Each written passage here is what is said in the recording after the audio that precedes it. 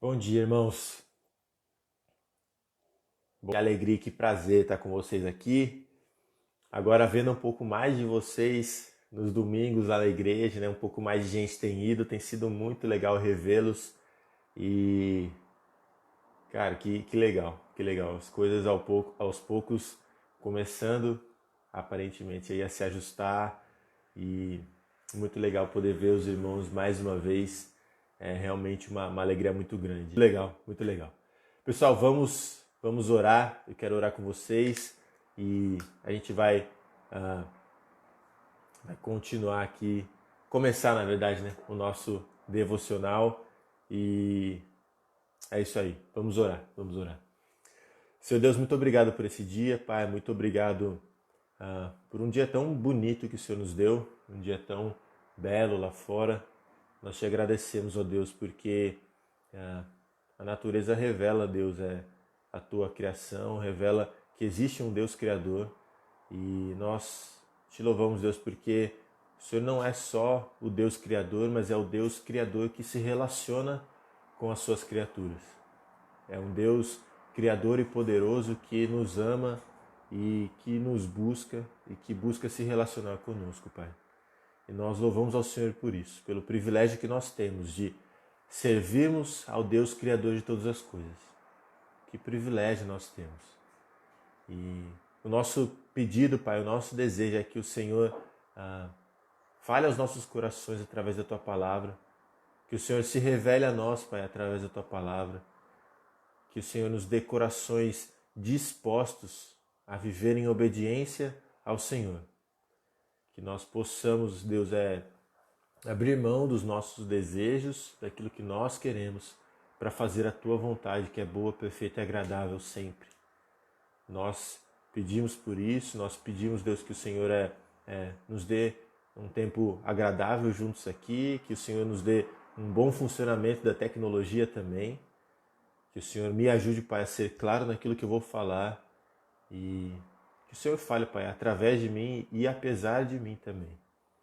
Nós te louvamos por isso e te agradecemos no precioso nome de Jesus, que é o nosso Salvador. Amém. Vamos lá, vamos lá. Alguns meses atrás, durante os meus devocionais, eu li mais uma vez a história de José, que é narrada em Gênesis 37 a 50, né? São 14 capítulos que falam sobre a história de José. E é uma das minhas histórias preferidas em toda a Bíblia, provavelmente a que eu mais goste mesmo. E ela é muito conhecida, uma das mais conhecidas também, né? Mas infelizmente ela também é normalmente reduzida a uma questão de guardar-se da impureza. Principalmente quando a gente pega ali o capítulo 39, né? Gênesis 39 é o capítulo que relata José resistindo à tentação da esposa de Potifar. E é um dos textos mais citados quando nós falamos com pessoas, principalmente com jovens rapazes, sobre como vencer a lascívia e a impureza. E assim, de fato, existe uma lição sobre isso lá, mas existe muito mais do que isso nesse capítulo, em Gênesis 39. E por ter tantas coisas lá, tantas mesmo, hoje, nas próximas 2 semanas, eu quero meditar com os irmãos nesse mesmo capítulo, Gênesis 39. Vai ser uma minissérie aí com 3 episódios e a gente vai tentar enxergar nisso mais daquilo que Deus tem para nos mostrar nesse capítulo.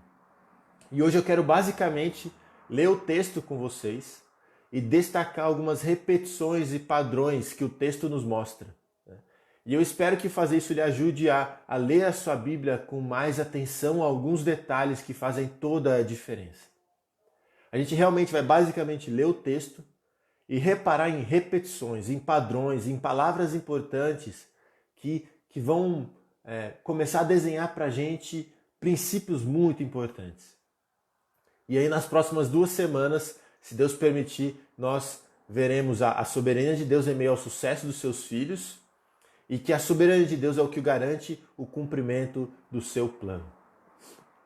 Então hoje, basicamente, mais uma vez falando aqui, a gente vai basicamente ler o texto. E eu espero realmente que, lendo com vocês o texto, destacando aqui alguns padrões, algumas repetições, algumas coisas, alguns detalhes do texto, isso te ajude também a ler a sua Bíblia com mais atenção, para que você consiga também, lendo a sua Bíblia, retirar esses princípios que a gente tem tentado passar para vocês. E aí, com isso dito, vamos ao texto aqui, né? Gênesis capítulo 39. Gênesis 39, eu vou ler o capítulo todo, que não é tão longo, então a gente vai ler esse capítulo aí. Gênesis 39. José foi levado ao Egito e Potifar, oficial de Faraó, comandante da guarda, egípcio, comprou-o dos ismaelitas que o tinham levado para lá. O Senhor era com José, que veio a ser um homem próspero, e estava na casa de seu senhor egípcio. Vendo Potifar que o Senhor era com ele, e que tudo que ele fazia o Senhor prosperava em suas mãos, logrou José mercê perante ele a quem servia. E ele o pôs por mordomo de sua casa, ele passou as mãos tudo o que tinha. E desde que o fizera mordomo de sua casa e sobre tudo o que tinha, o Senhor abençoou a casa do egípcio por amor de José. A bênção do Senhor estava sobre tudo o que tinha, tanto em casa como no campo. Potifar, tudo o que tinha, confiou às mãos de José, de maneira que, tendo-o por mordomo, de nada sabia além do pão com que se alimentava. José era formoso de porte e de aparência. Aconteceu depois dessas coisas, que a mulher de seu senhor pôs os olhos em José e lhe disse: deita-te comigo. Ele, porém, recusou e disse à mulher de seu senhor: tem-me por mordomo, meu senhor, e não sabe do que há em casa, pois tudo o que tem me passou ele às minhas mãos. Ele não é maior do que eu nesta casa, e nenhuma coisa me vedou, senão a ti, porque é sua mulher. Como, pois, cometeria eu tamanha maldade e pecaria contra Deus? Falando ela a José todos os dias, e não lhe dando ele ouvidos, para se deitar com ela e estar com ela, sucedeu que certo dia veio ele à casa para atender aos negócios, e ninguém dos de casa se achava presente. Então ela o pegou pelas vestes e lhe disse: deita-te comigo.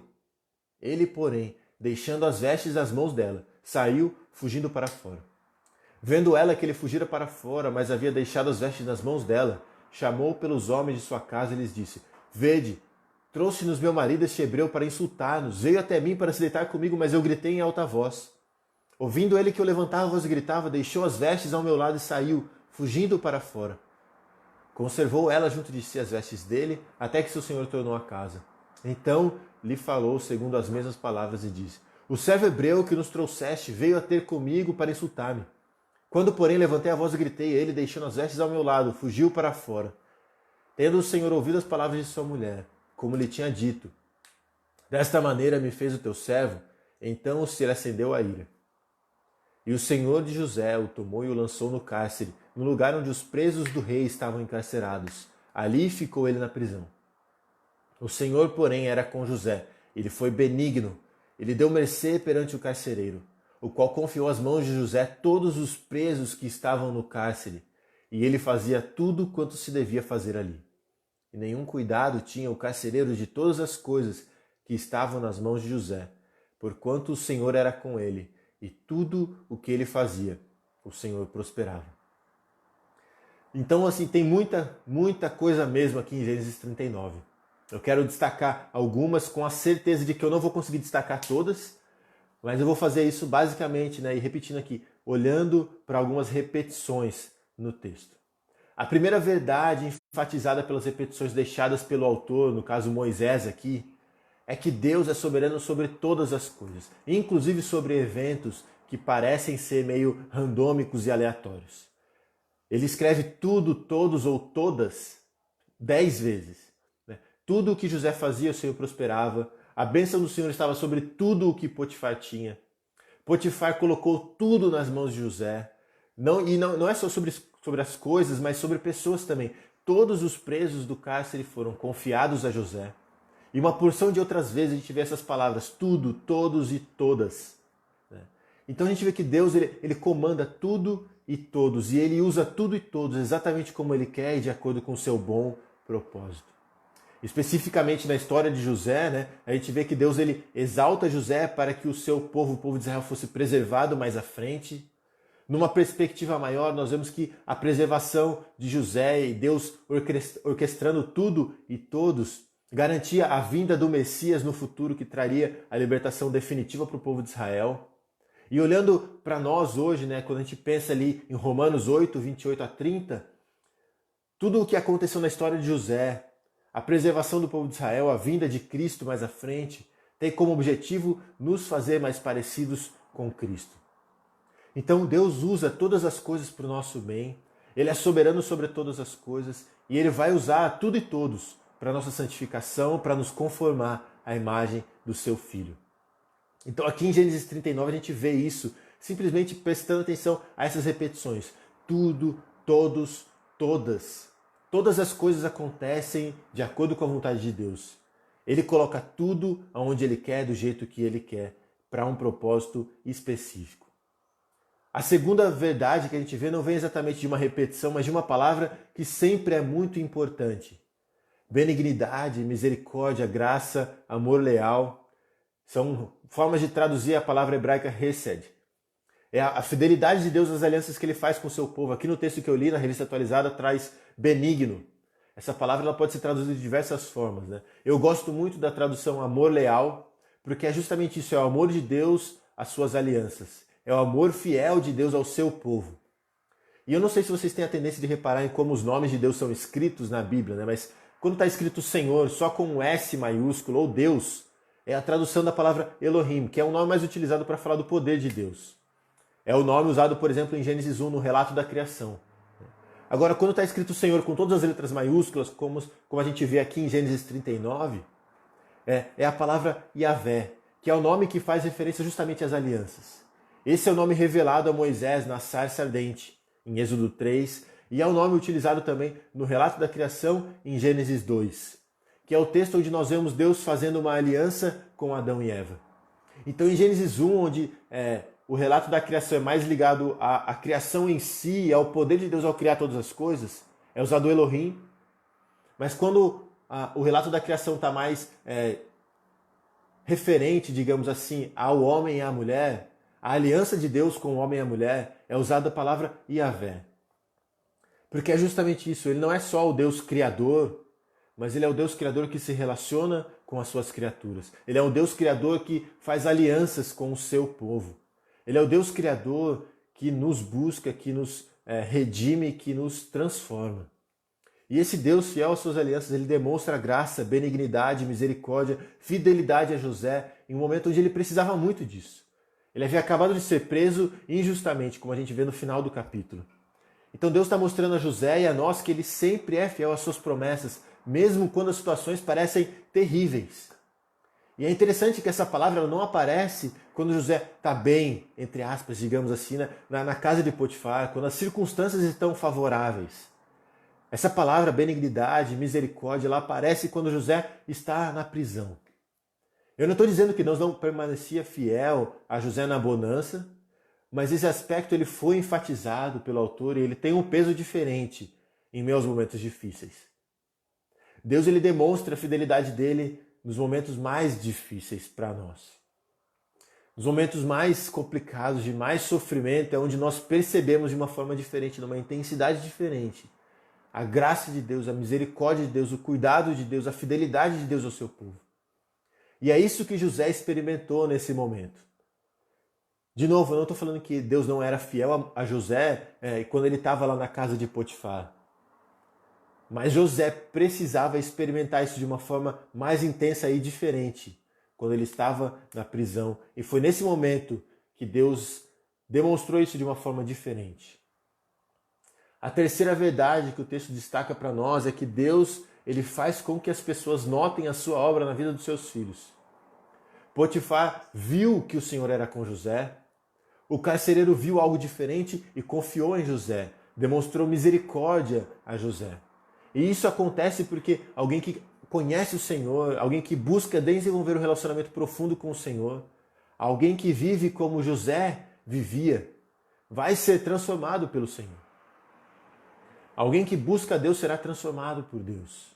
E porque José foi transformado, porque ele era alguém fiel ao Senhor, porque ele fazia tudo como para o Senhor, como a gente vê lá em Colossenses capítulo 3, Potifar e o carcereiro perceberam algo diferente.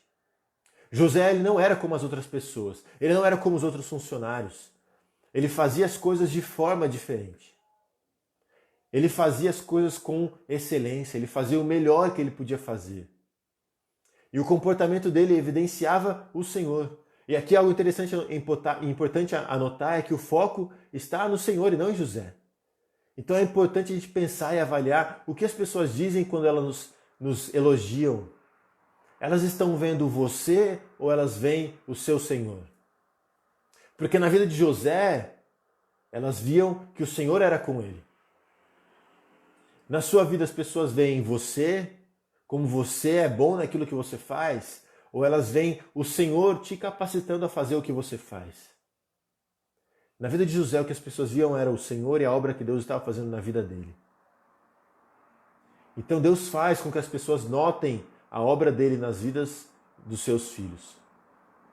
E a gente vê isso, né, nessa questão de ver, dos olhos aqui, a palavra olhos, a palavra ver, essas palavras elas são importantes nesse texto.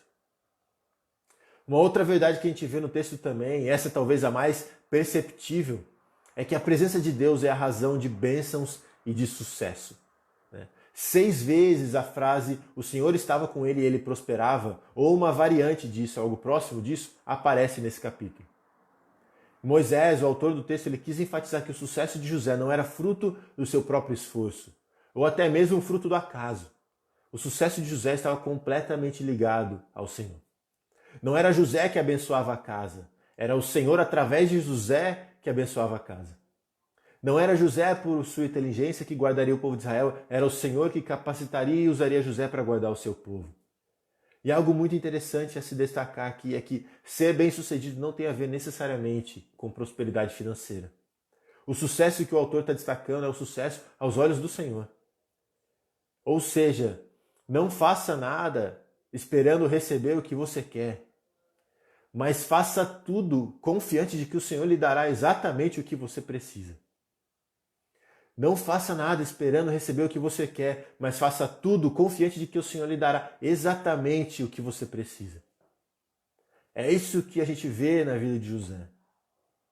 E além disso, essa verdade é algo que deve nos trazer um grande conforto também, porque o texto não diz que o Senhor estava com José somente na fase boa, a gente já viu isso antes, mas repetindo aqui, Deus estava com José também na fase difícil. O Senhor estava com José durante o seu tempo na casa de Potifar, e o Senhor estava com José na prisão também. Exatamente da mesma forma.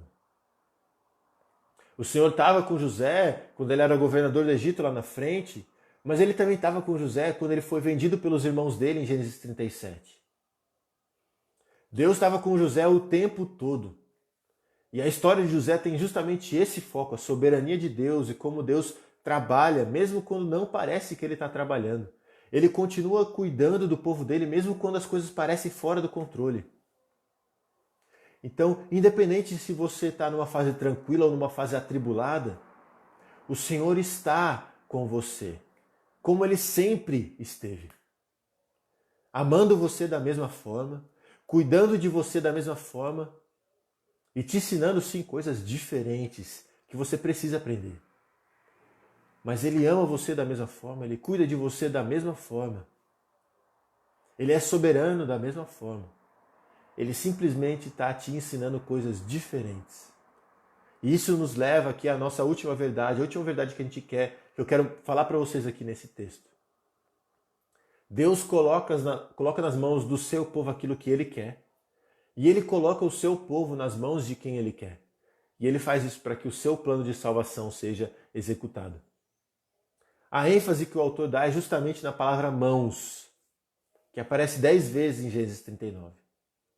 Deus colocou José nas mãos dos seus irmãos, lá em Gênesis 37. Deus colocou José nas mãos dos ismaelitas que o compraram, em Gênesis 37 também. E aí em Gênesis 39 a gente vê que Deus colocou José nas mãos de Potifar. Deus colocou toda a casa de Potifar nas mãos de José. Deus colocou José nas mãos da esposa de Potifar. Deus colocou José na prisão. Deus confiou os presos e todas as coisas que estavam na prisão nas mãos de José. Tudo isso porque Deus queria ensinar José algo e usá-lo no futuro, preservando o povo de Israel da fome. Que é a história que a gente vê a partir de Gênesis 40 se desenvolvendo. Aquilo que você está passando hoje, meu irmão, tem um propósito para o futuro. E quando nós somos fiéis ao Senhor, nós vamos ver Ele usando a nossa fidelidade para abençoar a vida de outras pessoas. Eu não estou falando que Deus dependia de José. Não é isso que eu estou dizendo. Mas Deus usou a fidelidade de José para abençoar o seu povo. Nós só seremos usados por Deus para abençoar pessoas se nós formos fiéis ao Senhor. Deus usa a nossa fidelidade para transformar pessoas. Humanamente falando, Deus usa a nossa fidelidade para abençoar pessoas. Sempre vai ser o Senhor abençoando, mas Ele usa pessoas. Então o que a gente vê na vida de José é que ele aprendeu coisas. E porque ele foi fiel àquilo que ele aprendeu, porque ele foi fiel ao Senhor, ele foi usado pelo Senhor de uma forma grandiosa. Ele foi usado pelo Senhor para ser governante do maior povo que existia na época, o povo do Egito. E ele usou José justamente para preservar o povo de Israel, que ainda era um povo pequeno naquela época. Então a gente vê justamente Deus usando a fidelidade de José de uma forma grandiosa para abençoar o seu povo. E, irmãos, se a gente para pensar no desenvolvimento disso ao longo da história, se o povo de Israel não fosse preservado, Cristo não teria vindo. Se Cristo não tivesse vindo, nós não estaríamos aqui. Então a fidelidade de José é o motivo pelo qual nós estamos aqui hoje. É claro que é Deus dando fidelidade a José, é claro que é Deus agindo na vida de José, mas olha o impacto que a nossa fidelidade pode ter na vida de outras pessoas. Se nós formos fiéis a Deus, Ele pode nos usar de uma forma grandiosa. Se nós formos fiéis ao Senhor, Ele pode nos usar para abençoar as pessoas ao nosso redor. Então a história de José nos ajuda a entender isso, a importância disso. José foi alguém fiel. Ele não era perfeito, ele tinha vários problemas e dificuldades, mas ele era alguém fiel ao Senhor. E Deus usou isso para transformar a vida de tantas pessoas, inclusive a minha e a sua. Essas foram só algumas verdades e princípios que nós tiramos do texto aqui, olhando simplesmente para as repetições que o autor coloca no texto. Irmãos, é fato que a Bíblia, por vezes, pode ser um livro bem difícil de entender. Quantas vezes eu sentei para ler algo e eu fiquei e saí sem entender nada. O que também é uma lição, porque mostra a minha limitação diante de um Deus completamente ilimitado. Mas muitas vezes eu percebia que eu não entendia porque eu não me esforçava, porque eu não estava atento a esses detalhes, porque eu não gastava tempo na palavra. Era tudo sempre corrido, aqueles 5 minutos enquanto eu ainda fazia outra coisa, comia alguma coisa. Se você ler esse capítulo em 5 minutos, você não vai tirar quase nada do que está escrito lá. Essas repetições que nós vemos aqui, elas aparecem quando nós lemos várias vezes o texto, quando nós começamos a nos dedicar àquilo, nós focamos naquilo. Nós não vamos tirar nada do texto com essa pressa, sem dedicar tempo e esforço, sem buscar o Espírito de Deus em dependência para que Ele nos mostre aquilo que está na palavra dele. Eu acredito realmente que se nós simplesmente dedicarmos tempo e nos esforçarmos e nos concentrarmos, isso já vai fazer uma diferença enorme no quanto nós tiramos da palavra de Deus. Porque o que eu fiz com vocês hoje aqui é basicamente ler o texto e reparar em repetições, em palavras importantes. E aí uma última coisa que também é muito importante. Um pouco de tempo a mais numa passagem nos ajuda a lutar contra o mau uso e o mau entendimento do texto. Gênesis 39 ele tem uma lição sobre pureza aqui. Mas essa lição ela precisa ser entendida dentro do contexto de Gênesis 39 e da história de José como um todo. Deus ele é soberano, Ele está sempre com os seus filhos e quando nos dedicamos fielmente ao Senhor, Ele nos fará prosperar. Ele nos fará parecidos com Cristo, para que nós possamos impactar as pessoas ao nosso redor e abençoar essas pessoas com uma vida semelhante à do nosso Salvador. A pureza nunca é um fim em si. Ela é resultado de um relacionamento profundo com esse Deus soberano que demonstra o seu amor fiel e incomparável pelo seu povo.